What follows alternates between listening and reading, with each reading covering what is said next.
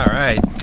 Mort Sports Corner, Vintage Radio 105.5, sponsored by the FCA. Welcome back. It's been a couple weeks since I've been here. Last week, I got to thank Scott Hammer for filling in for me last week. He did an excellent job. He had Pastor Eckberg from the E Free Church, and I just didn't realize how talented that man was when it came to running. Sounds like he was within not much time whatsoever making it to the Olympics in the marathon. That's incredible. So yeah, it's wonderful to be back. I missed it the last couple of weeks. Today we have some more local talent on. First guest we're going to have at 10 o'clock this morning now is Jack Nitz, tennis player, phenomenal tennis player, might I add, from Sterling High School. And at 11 o'clock, and I hope I pronounce her name right, is Jessica Met, is a three-time Quad City Area Swimmer of the Year for the Daily Dispatch. So we'll have her on 11, and we'll have Jack on right now, and we're going to have a great show today. Can't wait. Recap since my last show. Former guest, Chloe Lindemann, if you remember her, freshman out of Fulton, placed third in the national track meet she competed in. Chloe went out to New Mexico and was sitting in second place going into the finals. She did the Lissing area proud, finishing third. Way to go, Fulton in the area. Way to make Fulton in the area proud. I believe it was the same day, actually. Former guest Garrett Passmore competed in the Illinois High School Rodeo Finals in Springfield. Garrett won his first saddle. He won a buckle, a head stall. Not sure what that is, but maybe we'll have him on again sometime and let us know what that is. I didn't touch on that, unfortunately. But and he won some more prizes. And Garrett's the state champion steer wrestler, and he's also the reserve champion in cutting, which I believe that's a rodeo way of saying he got second place in the cutting. And he got sixth place in calf roping. So, and he was fourth overall. He was the fourth overall Cowboy. So, congrats on your hard work. It's all paying off. And we're heading to nationals, and he's heading to nationals in Wyoming in July. And if I remember right, top four go to nationals. So I think he's competing in two events maybe. And then I don't know about the all around how that works, but man, congratulations, Garrett, and hope to hear some more good news when you get back from nationals next month. And then also former guest Dylan Binion. He was named Track Athlete of the Year by the Daily Dispatch. I don't even know if they call it the Daily Dispatch anymore. I think it's just the Moline Dispatch Argus maybe. And congrats to Dylan on yet another wonderful achievement. If you remember right, he took second in 2A in the 110 high hurdles, and I believe it was sixth in the long jump. So that's another wonderful year for Dylan. Also, Sherrard resident and Alleman grad Cody Sedlock pitched his last game for the University of Illinois this spring, but his baseball career is just starting, folks. Cody was selected by the Baltimore Orioles in the first round and the 26th overall pick in the recent Major League Baseball draft. Cody has until July 15th to sign with the O's, but if I remember right, I didn't get that down. I need to look that up, but I'm pretty sure he signed yesterday and got shipped out. So congratulations, Cody, and that'd be nice to have him on someday. But I don't know, playing for the Baltimore Orioles, it might be kind of hard for him to get on and come home and get on the show. So anyway, talked to Coach Winkler also, and he'll be joining us on Saturdays this winter for a week in review of the Cardinals basketball. If you remember right, a couple weeks ago I told you to talk to Coach Milam, and he's going to come on Saturday mornings in the fall, talk about the football game the night before, and we'll go from there as far as finding out what's going on here in Erie, but also in the Track 8 and surrounding areas. Again, and I can't reiterate this enough, if you have somebody that you know of that is an outstanding athlete and has just accomplished so much, and they've put a lot of hard work in to get there, let me know. Today we have Jack Nitz, a tennis player out of Sterling that had a phenomenal season, had a phenomenal career, really. And we're going to talk a little more to him today, but without people helping me and knowing who these people are, whether it's my daughter helped me, works with Jessica. That's how I got in tune with, or I got in touch with her. But I've had a lot of people come up to me and tell me, or get on the Facebook page and say, hey, this is somebody you need to look into, and that's where I'm getting my guests from. And I say this every week, and I'll just keep reiterating it. I don't want this to be a Erie Provincetown show. I want this to be a listening area show. Obviously I love all the Panther and Cardinal sports, but there's a lot more out there, and we got proof today with a Sterling Warrior and a United Township Panther on today. So we'll get some more people on, and I just need the help from you. Also, before I forget, and we're gonna talk about this more than once today. A good friend of mine, Shannon Housengay, they're having a benefit for her. I'm sure you've heard it on the station. They've been plugging the benefit quite a bit on the station here, but you need to come out to Kingpin Saloon at 18675 13th Street in Fulton. They're having a benefit for Shannon Housengay again. And Shannon was diagnosed with stage 4 cancer. She's the mother of 3 little girls and a great lady. I've known Shannon for a while now, and she's a wonderful person, so come out and help her fight this thing. It starts at noon today, so listen to the show in your car as you head over to Fulton from noon to 11 p.m. tonight. And there'll be a hog roast from 1 to 11, a dart tournament, and a silent auction. So I know some things that had donated for the silent auction are Cubs tickets and Sox tickets and Bears tickets. So make sure you get out there and just drop some money in and make sure that we support it. That's what we do here. That's what small towns do. They rally around their people, and it's for a great lady and for a good cause. So make sure you get out there. Also, 30 West will be playing live music. So, again, go over and help a great lady battle an awful, awful disease. So, yeah. Anyway, like I said, we have Jack Nitz in the studio today. It's a pleasure. Been talking to Jack now for about a month and a half, trying to get him on the show. Mm-hmm. So, how you doing today, Jack? I'm doing great, man. That's good. Great. How's it feel to your high school career's over and you're moving on to bigger and better things now? Yeah, I mean it's just been a dream come true, to play the way that I have the past couple seasons and just to be done with it. It's kind of a bittersweet feeling, but I'm happy with how it ended. So yeah, and it was a thrill to follow you. The station manager AD was in here this morning and getting some things ready for us, and as he was telling you, every time you had a tennis match, the next day he was on giving you props and speaking highly of you, and I started following you, and then realized, man, I got to have this kid on my show. He's doing a wonderful job out there. So for those of you that don't know, how many losses did you have this year in the regular season? I only had 2, and they were just at the state tournament. Right. So yeah. Regular season, you were. Yeah, I was perfect. Perfect on the regular season. Outstanding. So, first of all, you're done with high school. You're moving on to bigger and better things. What plans do you have? So next year I'm enlisted in the U.S. Air Force, and my job is going to be an aerospace propulsion apprentice. And, that's basically going to be working on jet engines and, breaking them down, testing them, maintenance on them, stuff like that. So, I mean, I'm pretty excited. It's going to be fun. All right. That's awesome. Yeah. Whether you're going to college or what you're doing, it's always a good thing to, look ahead to your future. But I applaud anybody that's going in the military. And, we appreciate it. We appreciate your service. So thank you very much. And, good luck to you. Yeah, thank you. Absolutely. When are you shipping out, you said? So next Monday. Next Monday You're shipping out. And do you know where you're going yet? Yeah, San Antonio. It's there's a base there. It's Lackland Air Force Base, and that's where all Air Force BMT is. And then afterwards, I go to tech school, and it's up in Wichita Falls. Wichita Falls? Yeah. Yeah. San Antonio is beautiful. I've never been there, but I've heard a lot of. When I was in the military, there was a lot of guys that the post over there that they had came from. They loved it, the surrounding area and the community itself. So, how did you first start getting into tennis? I mean, what made you have a desire to play tennis? Well, I mean, my parents kind of introduced me when I was a kid. They took me to lessons and stuff of that nature. I went to camps and stuff like that. But I didn't really take it seriously until the end of sophomore year.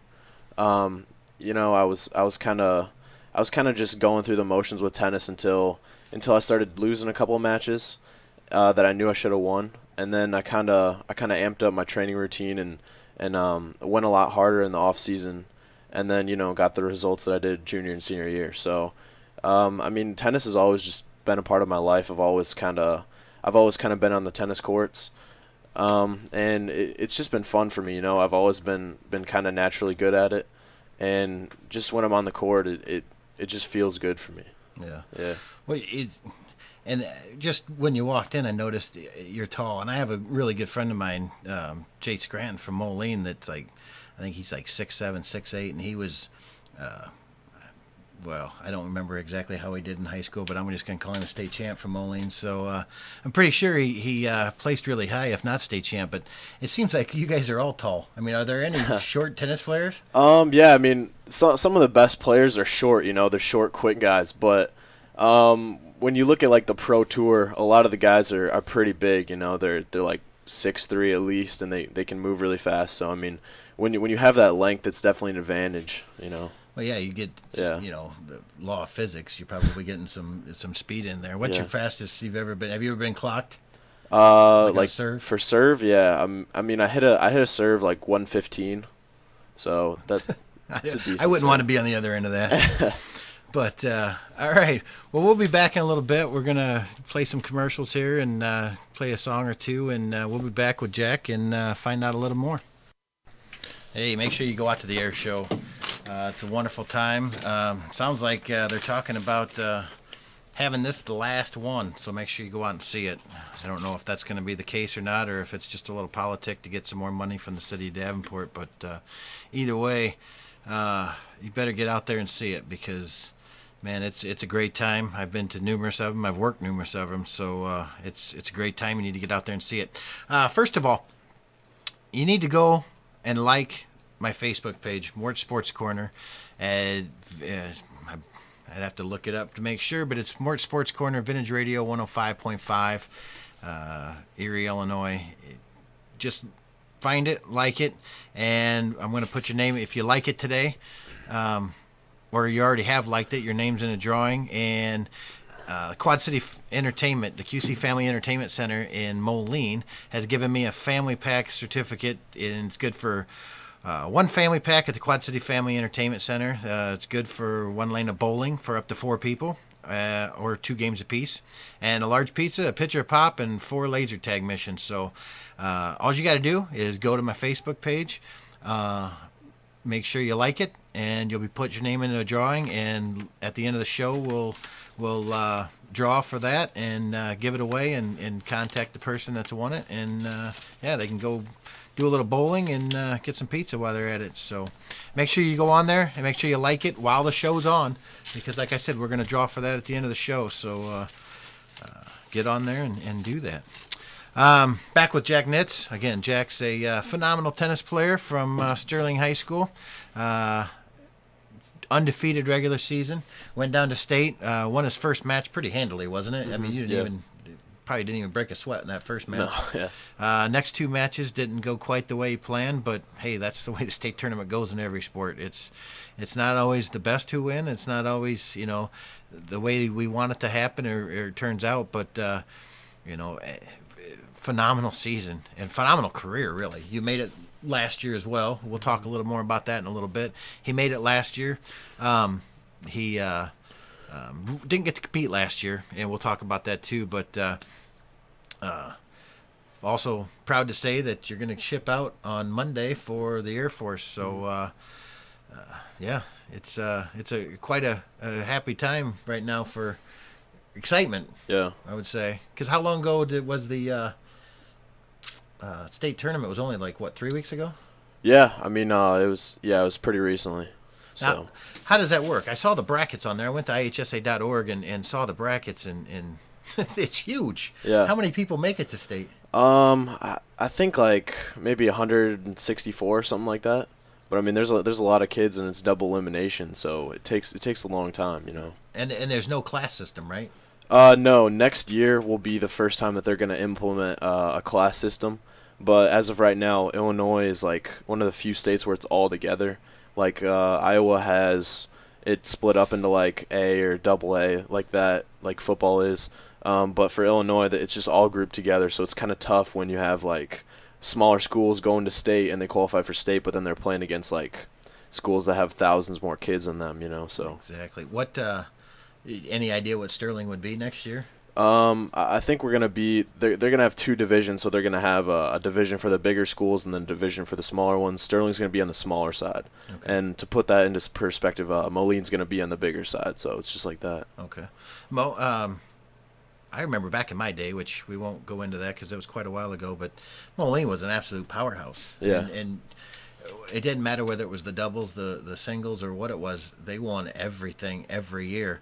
And you just went in almost to their home. You wasn't quite their house. You went into Rocky, and you won the sectional championship and defeated all of them. Yeah, I mean, I actually beat Moline in the finals. That's awesome. So, yeah, it was fantastic. It's just like last year I got beat by two Moline kids, and then this year I went in and I beat both of the Moline kids that I played. So Same kids. yeah, So you had a lot of off-season practice, obviously, to get better and not only be able to compete on their level, but exceed that level, and you're doing better than them. So how old were you when you first started playing? so I mean, I was about probably like 6 or 7 when I started playing, when I first picked up a racket. Do they have rackets for little kids, or did you? Oh yeah, they got smaller ones. Yeah. Unfortunately, I haven't played much tennis in my life, and probably because at my size, you don't want to see me running around on a court. But yeah, so 6 years old. Who were you playing against? Just your parents? Or? I mean, we would go to lessons or camps, and kind of learn that way. It would be like group lessons type deal. So There are a lot of people in Sterling area, or do you have to go out? yeah, there were camps in the Sterling area. There were some nice like coaches that knew what they were doing, and they would teach me then. But when I got older, I had to go to like the Quad Cities to find better competition. And being from Sterling, you're also not that far from Chicago. Is Yeah. there much up around that area to go to, or? Yeah, I mean, I would go up to Chicago to play like tournaments in the off season against those kids, and I mean it was just fantastic because those kids in Chicago are just so good at playing. I'd go in and it would just be a completely different level that I'm used to playing against. Yeah, and so obviously at the level you're playing at such a high level, you don't just go and pick up a racket the first day of practice and start playing tennis for the first time since the last season. Mm-hmm. Go through your off-season workouts and when you start, and do you take any time off? Well, I mean, to be at the top level of kind of any sport, to be the elite, you have to pretty much play it year round. So as soon as my sophomore season ended, I would just practice every day. It's kind of like I'm really mentally disciplined and very self-motivated, and I can't really go a day without like working out or picking up a tennis racket or something like that. Like even now when I don't have tennis on the horizon for next season, I'm still waking up and running every day, working out every day. So fitness has always been a huge part of my life. I think it's going to continue to be regardless of whether or not I have a tennis season ahead of me. But I mean, for my off-season routine, I'd wake up, I'd play tennis all day, probably like maybe 5-6 hours a day, and I'd run sprints, I'd do drills, anything to give me an edge over the competition. And it was just because I really wanted to exceed what I'd done sophomore year. I kind of wasn't happy with the result of it. I lost some close matches that I knew I should have won. So junior year, I knew that I wanted to come onto the scene and really just reach my full potential that year. Right, and you did. I mean, Yeah. you only had 2 losses your junior year, right? Yeah, and that was at the very end. That was the sectional tournament. I lost my very last 2 matches, but leading up to the sectional tournament, I was undefeated, 26-0. So it was unbelievable. So what was it like this year going in undefeated to sectionals? Was there a little bit of pressure there? Or? Yeah, absolutely. I mean, I think I was like 24-0 or something like that when I went to the sectional tournament in Rocky. And I mean, it's just the pressure keeps building, because after each win, it's like, you're trying to top what you did last season. And I mean, I knew I could win it, but it was just like that pressure. You don't want to let it get to you. You can't think about it. You have to stay very focused, just play each point individually and not get carried away in your head. And yeah, I mean, just staying focused. That's awesome. It's You got to have ice water in your veins sometimes, especially when you've been through that. You were undefeated last year. You go into sectional play, you lose 2 rounds. I mean, there's got to be some nerves. Like, am I going to do as well as I know I can, or am I going to fall a little short? And for somebody that's undefeated, and it's almost easier sometimes when you have a loss, than going in undefeated with a big target on your back. Yeah, I mean, just going into the sectional tournament, is tough because everyone's looking at you like you have this undefeated record. They're all gonna bring their A game when they play you, right? So I mean, that being said, I went through the tournament, I made the finals, and then when I was playing Moline in the finals, I dropped the first set in a tiebreak. So I kind of had to stay really focused and not panic. And then I came back and I won the next set 6-0, and then I won the third set to win it 6-4. So it's just like it's a game of staying mentally focused, not giving up. A lot of kids I see, like I'll win a set on them and then they just give up. It's a lot about just that persistence. And I mean, I can just wear people down because I'm gonna play the first point exactly like I play the last point with maximum effort. So and that's key in a lot of sports, and you got to have the gas in the tank to go through with it. Absolutely, yeah. So last year, your junior year, we won't call it last year. Your junior year, you were a golfer. You golfed in the spring. Yeah. No, fall. Fall. Fall. Yeah. You golfed in the fall, and then played tennis in the spring, and then this year you ran cross country. Mm-hmm. With the ankle injury you had that you couldn't, tell us about the ankle injury. What happened there? Okay, so at the end of my sophomore season, it all wrapped up, and I qualified for state, and I was getting ready for the state tournament. And throughout the week I was kind of working out, and the state tournament was that weekend. And like 3 days before the state tournament, I think I was out running sprints and suicides on the tennis court, getting ready for the tournament. And the last sprint I ran, my foot planted wrong when I was changing direction, and the ankle just went in and it swelled up really bad, and I had to go to the ER. And then it was kind of really emotional, because it was all this build up, and I was ready to compete at state, and then I had this terrible ankle injury, and I was trying to remain optimistic, but eventually we went to a doctor that was just like, don't play, you're gonna mess it up even more. So I sat out instead of trying to play and possibly injuring it again. Well, you could have injured it worse and not been able to play your senior year. Yeah. Did it scare you at all running cross country? Because you don't run on a flat track in cross country. Yeah, no. It was a good time for me cross country. I love working out, like I said. But I mean, I did a lot of ankle rehab to get my ankle back stronger. I was playing tennis again, and I mean, the trainer at our school, Andy Sommerfeld, she's a fantastic trainer. I used to go in there every day and do my ankle rehab with her. But I mean, when I was running cross country, I didn't really think about it because the ankle was good. I was confident with it again.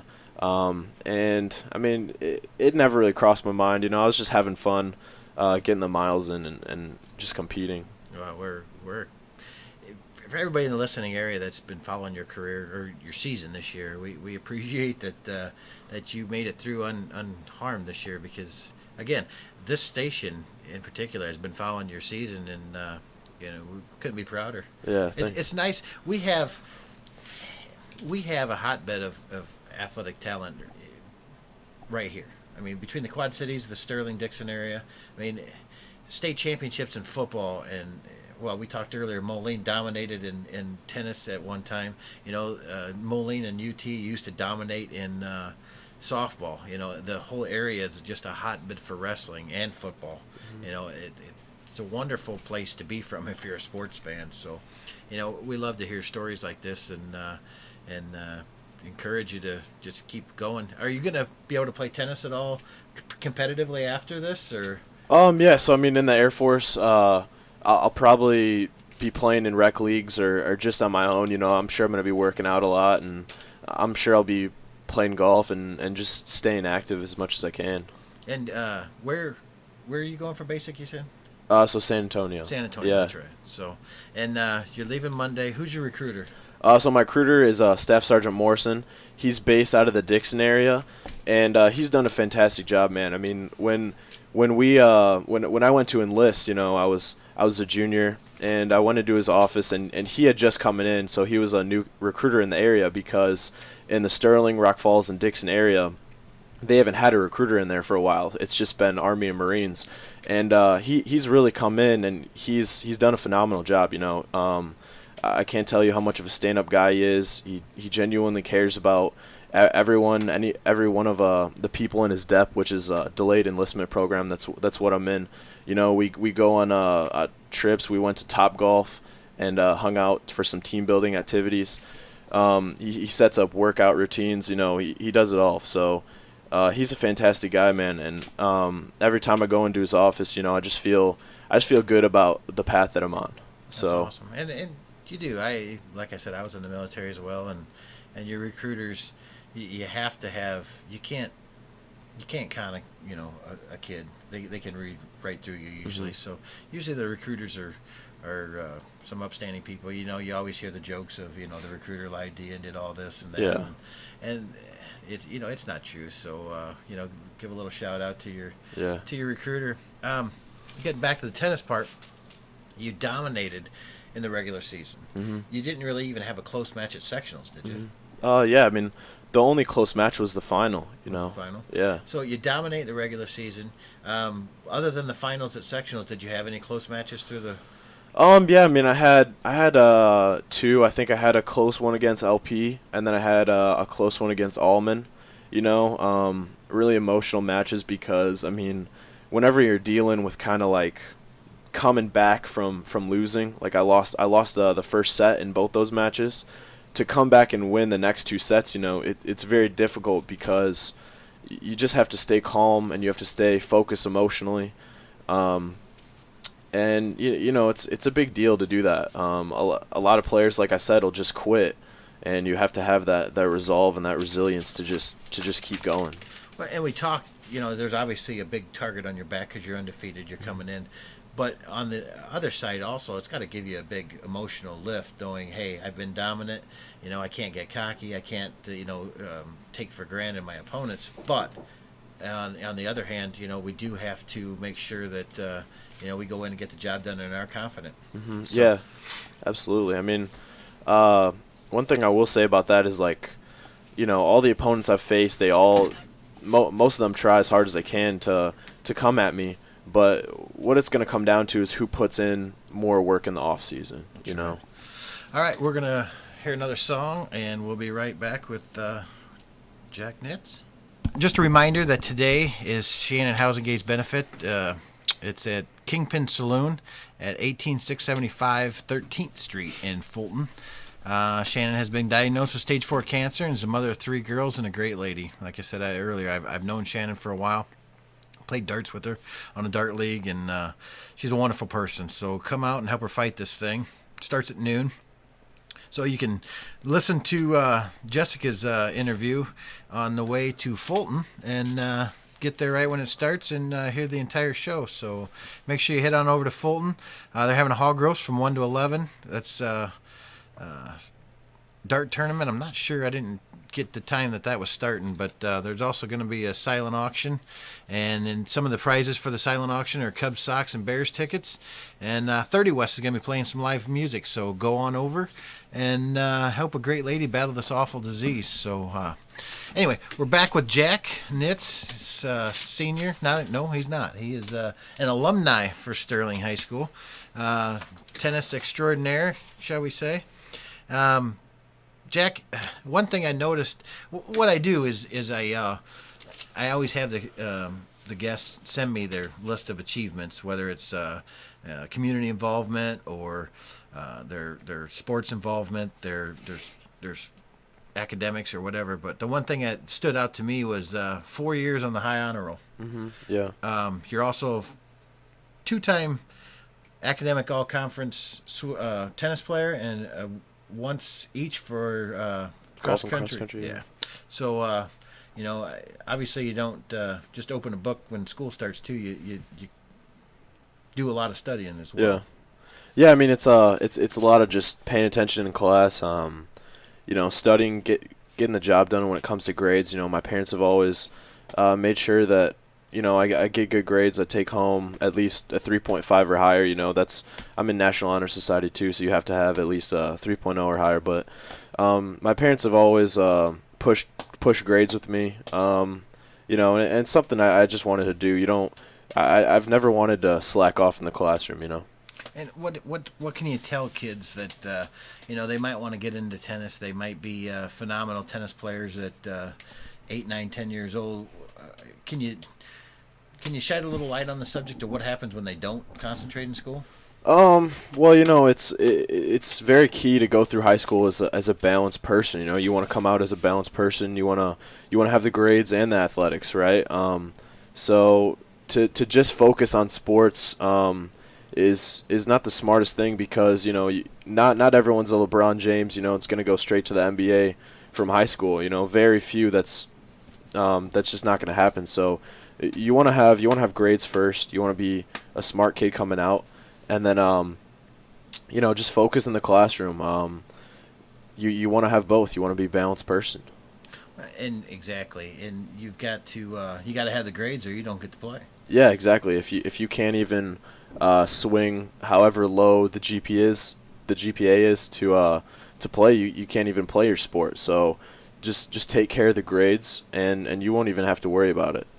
Exactly. What's the strongest part of your game? Is it your serve? Is it your backhand? I apologize. I'm limited to my knowledge. Oh no, you're fine. Yeah, it's probably my serve and volley. I've gotten a lot better this year at that. But I mean, I'm a really athletic guy. I like to work out a lot, so I'd say stamina's a big deal too. A lot of guys get tired playing me because I just have so much energy. But probably my serve and volley are my stronger points, and just athleticism in general. Mm-hmm. And you talked about playing in the Air Force and in some recreational leagues and stuff. Do you ever have any aspirations of maybe going pro someday or trying to? I mean, yeah, absolutely. They have tournaments you can start to play, to get onto that. But I mean, I'm really passionate about the Air Force and the path that I'm on. It's a fantastic path that I'm on. And to play professionally, that requires a lot of dedication and passion and just focus on that. You can't really have any distractions. So I mean, maybe one day I'll get in some of those tournaments, but for now I'm focusing on the path that's right in front of me. Do you know? I have a friend of mine that was in the Marine Corps, and his job in the Marine Corps was he played softball. Yeah. He went all over to different Marine Corps bases and played softball against the other Marine Corps bases. Do they have, when you're talking about a recreational league, is that what you're talking about? Do they have stuff like that in the Air Force? Well, yeah, I mean, absolutely. If you're good enough to be at that elite level, there are options there for you to go into the military and then travel around and play for your branch, but you have to be at the very, very top. You have to be very elite to do that. And I know all 4 branches have are very competitive in almost all sports. Mm-hmm. And there's a lot of people that instead of going to college, they go to there because they've got some great trainers. I know, again, my expertise in sports, if you want to call it that, is wrestling, and I know like the armed forces have some of the elite wrestlers in the country that are competing for the Olympic Games and stuff like that. So it'd probably be a great opportunity for you. Yeah, absolutely. Do you know where your permanent party station is going to be, or? No, we find that out. I believe in basic or tech school. I'm not sure which one, but yeah, there's no set place yet. Now with your MOS, is MOS in the Air Force? Military occupation? Yes. With your MOS, you're obviously on the ground. Is there any, you know where you're going to be as far as, out in the field, or if you're basically going to always be back in the... I mean, there's always a chance that I could get deployed somewhere, and work overseas. But yeah, I mean, I'm excited wherever I go. I'm sure it's going to be fantastic. I'm going to get to travel, see a lot of places. So I doing a little investigation as far as finding out stuff about you to talk about on the show and stuff. You had a picture that you were talking about it earlier. Touched on. You went to some golf place with your recruiter, and there was a whole bunch of other. Yeah. Were they recruits also? Yeah. We went to Top Golf and had a fun time there. We just took everyone and had a great time. Yeah. Everyone. So, is there anybody that you want to thank for your, who would you like to make sure that you don't leave the show without making sure that you recognize them? There's so many people that I want to thank. I want to thank first and foremost my mom and dad. I couldn't have got to the place that I am now without their support. I want to thank my tennis coaches in the Quad Cities. Ryan Roth does a fantastic job out there in the Quad Cities. My brother and sister have always been there for me, especially my recruiter, Staff Sergeant Morrison. He's a fantastic stand-up guy. And, just all my teachers who have been there for me throughout the years.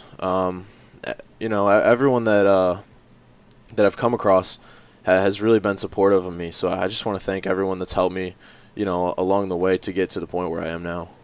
And you mentioned your recruiter. With your grades, is there any chance maybe of OCS or some kind of officer candidate school? Absolutely, yeah. I'm thinking long term for the Air Force. So I think I'm gonna have a fantastic time while I'm in for my enlistment. And I almost have my associate's degree right now because I've taken so many dual enrolled classes in high school. So by the time I get done with my 4-year enlistment, I should have my bachelor's degree. And by then, I could apply to officer school and continue my career in the Air Force that way. And, I'm pretty excited for that. You obviously got the grades for it. You obviously got the brain for it. And, it's exciting to hear, especially nowadays, that, kids are going into the armed forces. And, you got nothing but great times ahead of you. Yeah, it's a good time. So we're going to be back. I want to thank Jack Nitz for coming on and doing the show. I apologize for the short time. Last night we had Jack was coming on, which here's a funny story for you. Jack was going to come on in July, and Lonnie Horn was going to be the guest today at 10 o'clock. Lonnie, congratulations, just became a grandfather again today. Well, I shouldn't say again. I don't know. I think he's got more, but he became a grandfather. His daughter had a baby, so he was not able to make it today. I called Jack up and asked him if he wanted to come on early, and he jumped all over that. And then when he gets in the studio today, he tells us that he's shipping out Monday. So I am so happy that we got a hold of Jack and got him on the show, because I've been waiting to have him on, and I appreciate you coming on. And again, that just reminds me, today we've got a tennis player, we've got a swimmer, we've had football players, we've had a rodeo star, we've had track stars, we've had the who's who of a lot of sports, and that's my goal. We've got a bowler coming on that bowled for Davenport North and is going to had bowled in college, but now he's going to St. Ambrose. Lonnie Horn, professional boxer. Everybody's heard of Lonnie Horn. Well, at least if you're my age, some of the younger kids may not have. But this man fought Hector Camacho when he was the WBC world champion. Same guy that fought Oscar De La Hoya. So this guy, he's got a great rich background and a rich history that we're going to hear about some more in a future date. But we've got a lot of other guests. Talked to Paul Scranton yesterday. Paul is one of the board members, actually the chairman of the board, and I hope I have his title right, of the John Deere Classic. He's going to be on the week before the Classic, and we're going to talk some golf and some John Deere golf in particular. But we've got a lot of people lined up, but we need more. We have 2 on every week. 52 weeks in the year, I need 104 guests. That's, do the math, people. It's going to take you guys letting me know who you want to hear and what you want to hear. I don't want to have the same thing over and over and over. I don't want the Erie, Provincetown, Fulton. I got another Fulton kid coming on tentatively. So we've had a lot of Fulton kids. You got to let me know who you want to hear, and I'd be more than happy to bring them on and expose the hard work they've put in to get where they're at. And this isn't easy, people. He didn't just walk out one day, grab a tennis racket, and start playing tennis after, since the last season. They work at this all year long, no matter what sport it is. And it takes a lot of talent. It takes a lot of hard work. So let us know. And get on the Facebook page. Again, you also want to get on the Facebook page and like it today. And we're going to give away the Family Fun Center in Moline there. We're going to give away the free bowling and pizza dinner. So make sure you get on there, like the page, and you'll be eligible to win the Family Fun Center. So we're going to play some more commercials. And again, thank you, Jack, for coming on. Appreciate it. Thanks for having me, Clark. And we're going to play play some commercials and play a song or two, and we'll be back with Jessica and Matt.